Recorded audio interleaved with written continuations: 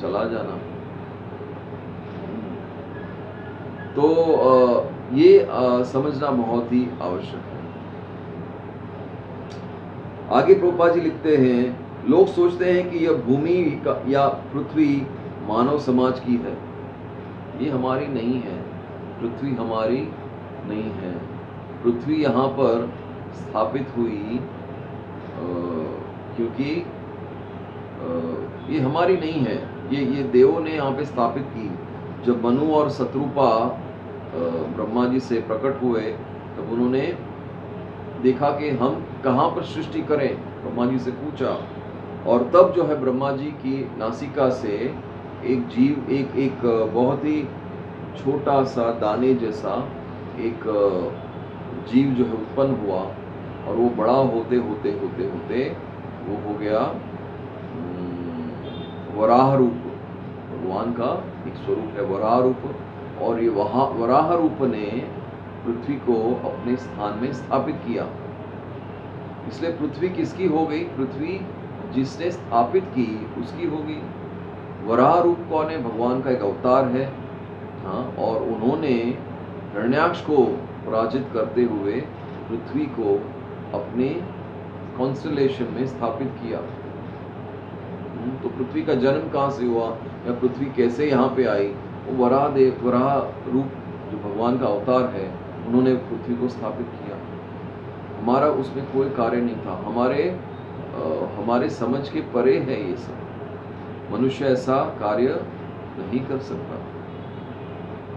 तो इस तरह से समझना है कि पृथ्वी अपनी नहीं है। तो अगर हम किसी एग्रीमेंट पेपर पे दिखाते हैं कि ये टुकड़ा, ये जो पृथ्वी पर जो ये टुकड़ा है लैंड का, ये मेरा है, तो ये क्या है? ये आपका कुछ है नहीं। ये पृथ्वी का टुकड़ा आपका नहीं है, पृथ्वी स्वयं आपकी नहीं है। आप इस टुकड़े के कैसे मालिक बन सकते हो? ठीक है, वो आज मानव समाज में एक अरेंजमेंट है कि हम एक दूसरे की जगह को ईयरमार्क करते हैं इस एग्रीमेंट के द्वारा, जिसे 7/12 कहते हैं या जो भी कहते हैं, लैंड एग्रीमेंट होता है। तो ये जगह मेरी है, एग्रीमेंट होती है और सरकार में उसका रजिस्ट्री होती है, तब जाके ये जगह के मालिक आप हैं। अभी तो जगह भी नहीं, अभी तो क्या फ्लैट बन गए हैं। उस फ्लैट के 12वें माले पे आप रहते हैं, वो मालिक आप हैं। देखिए आप कितना स्वामित्व का भाव है। तो ये जो समझना है कि पृथ्वी अपनी नहीं है। मनुष्य को इस भ्रम से मुक्त होना चाहिए कि मानव समाज ही इस जगत का स्वामी है। जब मनुष्य इस प्रकार की भ्रांता धारणा से मुक्त हो जाता है तो पारिवारिक, सामाजिक तथा राष्ट्रीय स्नेह से उत्पन्न कुसंगतियों से मुक्त हो जाता है। निर्माण मोह चित संग दोषा, संग जो है हमारा सही होना चाहिए। क्योंकि जब हम इस भ्रांतियों को लेकर चलते हैं, जब हम समझते हैं कि ये सब मेरा है, तब हम उसी प्रकार की संगतियों में उलझे रहते हैं। और जब उस प्रकार की संगतियों में उलझे रहते हैं तो कृष्ण भक्ति में शरणागत कभी नहीं हो सकते, क्योंकि हमारा मन हमेशा लालसा करता रहता है कि ये मेरा है, मैं उसको और कैसे बढ़ाऊं और कैसे सुंदर करूं और किस तरह से इसको पोषण करूं और क्या करूं कि जो मेरा है वो मेरा ही रहे। इसलिए मैं उसी में उलझा रहता हूं, इसलिए मनुष्य उलझा रहता है। इसलिए ऐसी संगतियां जो आपको इस स्वभाव की तरफ लेके जाती हैं कि आपका है, आपका स्वामित्व स्थापित करने के लिए जो प्रेरित करती हैं, वैसे जो संगतियां हैं, उन संगतियों से जब आप दूर हो जाओगे तब आप इस मोह से दूर रहोगे, तब आपका ध्यान कहीं जाकर कृष्ण भक्ति में लगेगा या उसकी शुरुआत कहीं ना कहीं से होगी। ये प्रभुपाद जी यहाँ पर कहना चाहते हैं। ये त्रुटिपूर्ण संगतियां ही उसे इस संसार से बांधने वाली हैं। जैसे मैंने कहा, इन संगतियों में रहोगे तो उलझे रहोगे, बंधे रहोगे, कभी कृष्ण भक्ति की तरफ आपका ध्यान आकर्षित नहीं होगा। इसलिए हमें ये समझना है कि ये सारी कुसंगतियों से हमें मुक्ति पानी है। इस अवस्था के बाद उससे आध्यात्मिक ज्ञान विकसित करना होता है। ये केवल इससे नहीं होगा, इसके बाद और एक स्टेप है जिसे कहते हैं आध्यात्मिक ज्ञान का विकास। और आध्यात्मिक ज्ञान का विकास केवल सेंटिमेंट से नहीं होगा। उस सेंटिमेंट तक पहुंचने के लिए हमें शास्त्र का सहारा लेना पड़ेगा, लेना चाहिए। इसीलिए प्रभुपाद जी ने बहुत ही विस्तार से हर एक श्लोक का तात्पर्य दिया है। नहीं तो भगवद गीता तो अवेलेबल है, हर कोई ले सकता है, पढ़ सकता है, लेकिन उसको समझने के लिए प्रभुपाद जी ने हर एक श्लोक का तात्पर्य लिखा है, ताकि हम समझें कि इस श्लोक के पीछे भगवान का भाव क्या था और किस तरह से इस श्लोक को समझना चाहिए और अपने जीवन में धारण करना चाहिए। तो जब वो कुसंगतियों से मुक्त होता है, तब जाकर वो समझता है कि मैं अब जो है अपना ध्यान आध्यात्मिक ज्ञान को बढ़ाने के लिए लगाऊं। तब उसके पास समय होता है और मन भी बरोबर से स्थित रहता है।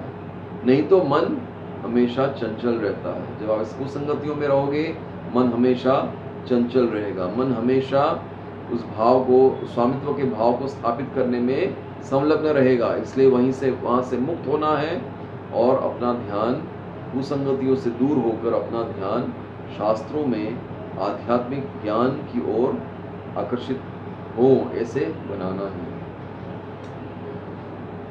उसे इससे ज्ञान का अनुशीलन करना होता है कि वास्तविक में उसका क्या है और क्या नहीं है। यही ज्ञान है। ये आध्यात्मिक ज्ञान का मूल क्या है? आपका क्या है, आपका क्या नहीं है। आपका क्या है? आपका केवल एक ही है, आपकी भक्ति है, और कुछ आपका नहीं है। और आप जिसकी भक्ति करते हैं वो सब उसका है। कृष्ण भक्ति समझने के लिए समझना चाहिए कृष्ण का सब कुछ है, और आपको कृष्ण ने एक जैसे प्यादा कहते हैं, एक जैसे मोहरा कहते हैं, वो मोहरा, आप एक मोहरा हैं। आपको ये सुविधाएं दी गई हैं कि आप इन चीज़ों की देखभाल कर सको और अपना जीवन व्यतीत करके कृष्ण भावना भावित रहकर, कृष्ण भक्ति में रत रहकर आप इन चीज़ों का उपयोग कृष्ण भक्ति में करो। इसलिए आपको ये सुविधाएं दी गई हैं, ये समझना है वास्तव में आपका क्या है और क्या नहीं है। और जब उसे वस्तुओं की सही ज्ञान हो जाता है, जब ये ज्ञान हो जाता है कि आपका क्या है और आपका क्या नहीं है, तब आप सुख और दुख से ऊपर उठ जाते हो। जो द्वंद्व हमेशा हमारे मन में चलता है, ये द्वंद्व है ना, सुख दुख, कुछ मिला तो सुख, कुछ खो दिया तो दुख, कुछ बुरा खो दिया तो सुख, कुछ अच्छा पा लिया तो सुख। तो ये जो द्वंद्व हमेशा सुख और दुख की परिभाषा क्या है हम नहीं समझते। हम अगर ऐसी हमारी मानसिक स्थिति रहती है कि हम स्वामित्व के लिए तो जितना हम पाएंगे उतना हमें सुख मिलेगा, जितना बड़ा मेरा घर उतना मुझे सुख मिलेगा। ऐसा है क्या? नहीं, ऐसा नहीं, ऐसा होना भी नहीं चाहिए। तो सुख और दुख की क्या परिभाषा है वो समझना है। तो यहाँ पर प्रभुपाद जी कहते हैं कि जब हम इन कुसंगतियों से निकलते हैं तब आध्यात्मिक ज्ञान की तरफ आकर्षित होते हैं, जिससे पता चलता है क्या मेरा है, क्या मेरा नहीं है। और तब जो है हम इन सुख और दुख के द्वंद्वों से मुक्त होते हैं और वह ज्ञान से परिपूर्ण हो जाता है, और तब भगवान के शरणागत बनना संभव हो जाता है। तो कब संभव होता है?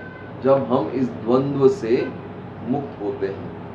इसलिए ये श्लोक बहुत ही महत्वपूर्ण है उसके लिए जो उस परम धाम में जाना चाहता है। तो इस श्लोक का अगर हम विश्लेषण करें तो 7 प्रकार की योग्यताएं भगवान इस श्लोक में बताते हैं और प्रभुपाद जी इसकी पुष्टि करते हैं। 7 हमारी योग्यताएं होनी चाहिए जिससे हम इस भौतिक जगत से आध्यात्मिक जगत की तरफ हम कम से कम जाने का प्रयास या शाश्वत जगत में प्रवेश कर सकें। तो शाश्वत राज्य को प्राप्त करने की योग्यताएं क्या हैं? 7 योग्यताएं हैं। कृपया अगर आप लोग लिखना चाहते हैं तो लिख सकते हैं। 7 योग्यताएं हैं। सबसे पहली योग्यता है झूठी प्रतिष्ठा से मुक्ति। झूठी प्रतिष्ठा से मुक्त होना है, यानी फॉल्स प्राइड जो है उससे मुक्त होना है। मेरा मैं, मेरा, ये मेरे जो स्वामित्व का भाव है उससे मुक्त होना है। सबसे पहली योग्यता फ्रीडम फ्रॉम फॉल्स प्राइड। हाँ, फ्री फ्रॉम फॉल्स प्राइड, झूठी प्रतिष्ठा से मुक्त। दूसरा है मोह से मुक्त, फ्री फ्रॉम अटैचमेंट। हाँ, किसी प्रकार के मोह से मुक्त। जब आप जान लोगे क्या मेरा है क्या नहीं है, तब समझ आएगा कि मोह जो है वो क्या है, एक भ्रम है। जैसे आपका तो कुछ है ही नहीं। जैसे आप हाथ में रेत पकड़ोगे और उसको कहोगे कि ये मेरा है, तो देखोगे धीरे धीरे रेत आपके हाथ से फिसल जाती है, आपके हाथ में कुछ नहीं रहता। इसी तरह से समझना है कि आपका केवल एक ही है, वो है कृष्ण की भक्ति आपकी है, बाकी सब कृष्ण का है। तो मोह से मुक्त दूसरी योग्यता, फ्री फ्रॉम अटैचमेंट। तीसरा कुसंगति से मुक्त, फ्री फ्रॉम बैड एसोसिएशन। जो एसोसिएशन है वो हमें बैड एसोसिएशन का क्या अर्थ है? ऐसी संगति जो हमें कृष्ण भक्ति के लिए प्रतिकूलित है या जो हमें कृष्ण भक्ति से दूर ले जाती है, वो कुसंगति है। जो हमें भौतिक जगत में लगाए रखती है, जो हमें बांधे रखती है, वो कुसंगति है। जो हमें मुक्ति प्रदान करती है, जो कृष्ण की तरफ आकर्षित करती है, वो सुसंगति है। तो ये समझना है कुसंगति क्या है और सुसंगति क्या है। तो तीसरा योग्यता क्या है?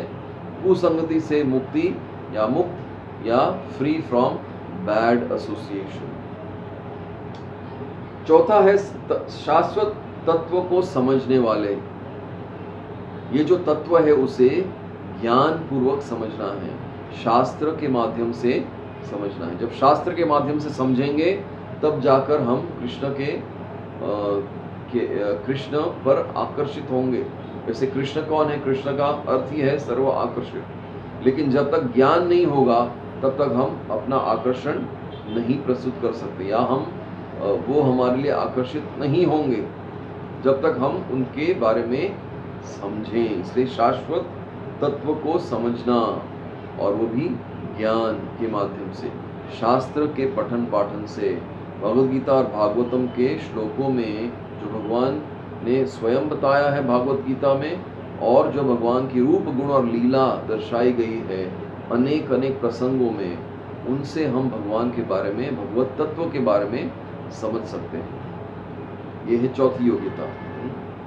पांचवी योग्यता है भौतिक काम को नष्ट करने वाले, यानी हमें सभी तरह के भौतिक काम को नष्ट करना है। ये भौतिक काम क्यों आता है? जब हमारा मोह होता है तब भौतिक काम रहता है। जब मोह समाप्त हो जाता है तो ये भौतिक काम अपने आप नष्ट हो जाता है। तो भौतिक काम, फ्री फ्रॉम मटीरियल डिजायर। जो हमारी छठी योग्यता है सुख दुख के द्वंद्वों से मुक्ति। हाँ, सुख और दुख ये आनी जानी है, समझ जाइए। हाँ, और इसका हमारे जीवन पर विशेष प्रतिक्रिया नहीं होनी चाहिए। जो भक्त है वो समझता है कि सब कुछ जो है वो भगवान प्रदान करते हैं। तो सारी परिस्थितियां भी जो है वो भगवान से ही आती हैं। भगवान दुख नहीं देना चाहते हैं, लेकिन कभी कभी भगवान दुख के माध्यम से हमारी निष्ठा को, हमारे प्रेम की परीक्षा करते हैं। हाँ, और कभी कभी बार बार दुख आने से हमें लगता है कि भक्ति में क्या कोई आनंद मिल नहीं रहा है, दुख ही दुख है। लेकिन जो भक्त है, जो आंतरिक रूप से भगवान के साथ संबंध जोड़ने का प्रयास कर रहा है, वो ये समझता है कि जब दुख आता है तब जो है भगवान अपनी परीक्षा ले रहे हैं। इसका एक उदाहरण अगर आप समझें तो जब कुंती महारानी की प्रार्थनाएं हम सुनते हैं, जब भगवान कृष्ण हस्तिनापुर छोड़कर द्वारका लौट रहे हैं, तब कुंती महारानी कहती हैं कि हे कृष्ण, हमारी एक ही प्रार्थना है कि आप हमें दुख दीजिए, क्योंकि जब दुख आता है तब हम आपको याद करते हैं, और जब हम आपको याद करते हैं आप स्वयं आते हैं। हाँ, तो इस तरह से भक्त का मन होता है। दुख क्या है? भगवान को याद करने का एक माध्यम है, ये हमें समझना है। हम क्या करते हैं? उसके विपरीत कार्य करते हैं। जब दुख आता है भगवान को कोसते हैं, और जब सुख आता है तो भगवान को भूल जाते हैं। किसी न किसी तरह से हम भगवान को अपने जीवन में केंद्रित नहीं कर पा रहे हैं, क्योंकि ये हमारे मन का स्वभाव हो गया है। दुख आया तो हम भगवान को कोसने लगते हैं कि मैं इतनी भक्ति करता हूँ फिर भी मुझे दुख है और आप उसके बारे में कुछ कर नहीं रहे हो। और जब सुख आता है तो हम अच्छे से भगवान को एक कोने में रख देते हैं और अपने सुख के आनंद में लगे रहते हैं। इसलिए सुख और दुख जो द्वंद्व है उससे हमें मुक्ति पानी है। और सातवीं जो योग्यता है वो है मोह रहित होकर भगवान के शरणागत होना। मोह से रहित होकर भगवान के शरण में जाना। ठीक है, ये 7 योग्यताएं भगवान ने इस श्लोक के माध्यम से बताई हैं, जो बहुत ही सुंदर तरीके से प्रभुपाद जी ने बतलाया है कि हमें शरणागत होना है। तो किस तरह से शरणागत होना चाहिए, या उसके बीच में क्या अटकलें आती हैं जिसकी वजह से हम पूरी तरह से शरणागत नहीं हो पाते। हरे कृष्णा कृष्ण कृष्ण हरे हरे, हरे राम राम राम हरे हरे। तो आशा करता हूँ कि आप इस श्लोक के बारे में थोड़ा सा समझ पाए होंगे। मेरा ये मेरी प्रार्थना है कि आप इस श्लोक को दोबारा पढ़ें और अपने आप जो है इसका पठन करें। मेरा ये प्रयास है आप तक पहुंचाने के लिए। मेरी कोई निजी योग्यता नहीं है। मैं जो भी बोल पा रहा हूँ मेरे गुरु के माध्यम से, मेरे गुरु के आशीर्वाद से मैं बोल पा रहा हूँ, वरना मेरी निजी कोई योग्यता नहीं है। मुझे आपका दास समझकर स्वीकार करें और इस सत्संग का पूरा लाभ उठाएं, अपने जीवन को कृष्णमयी बनाएं। चूँकि ये ऑनलाइन मोड है, मैं आपके समक्ष नहीं हूँ, साक्षात नहीं हूँ, इसलिए आपके अगर कोई प्रश्न है तो आप इस चैनल के जो कमेंट बॉक्स है उसमें आप प्रश्न कर सकते हैं, और मैं इन प्रश्नों का जवाब देने का पूरा प्रयास करूँगा। हरे कृष्णा कृष्ण कृष्ण हरे हरे, हरे राम राम राम हरे हरे। श्रील प्रभुपाद